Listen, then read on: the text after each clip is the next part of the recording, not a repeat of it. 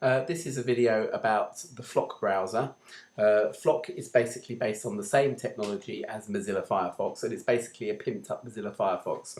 It answers quite a lot of my needs in a browser, probably more than Safari, although it still doesn't support the Mac's quick check keychain. However, this is available for Mac, PC and Linux, I think, as well. Alright, so here we go on my dock. This is the Mac version, obviously. The only annoying thing that it does, slightly, is that it insists on bringing up its own My World web page, which annoys me slightly. Okay, it's loading up my home page now. That's slightly slow, but it's not normally as slow as that. In fact, it's actually quite fast.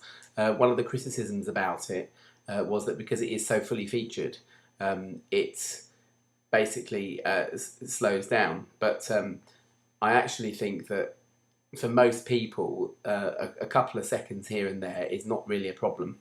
And I think it's more the features. Now, as you can see, it's got quite a busy interface, but it's not as busy, I believe, as things like Microsoft Internet Explorer, because basically, I mean, these things are actually useful.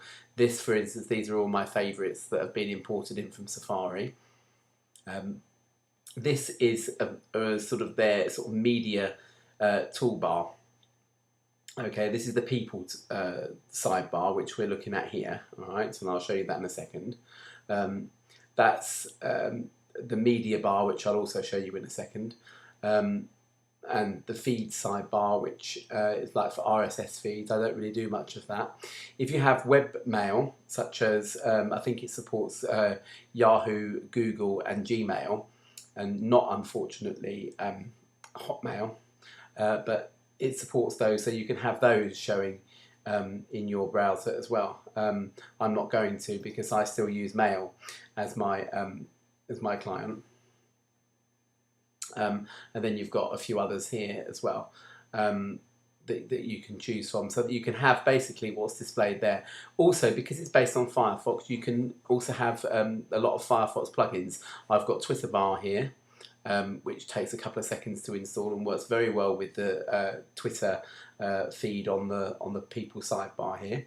But I've also got my eBay, all right, and that just covers the people sidebar up. Just when I'm looking, if I'm flogging something on eBay, for example, then I'll have that open.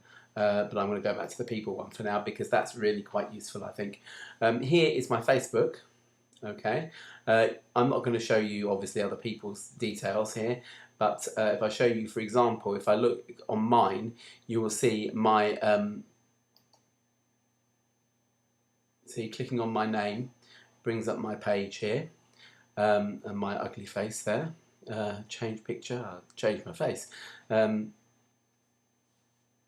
What else do I want to show you here?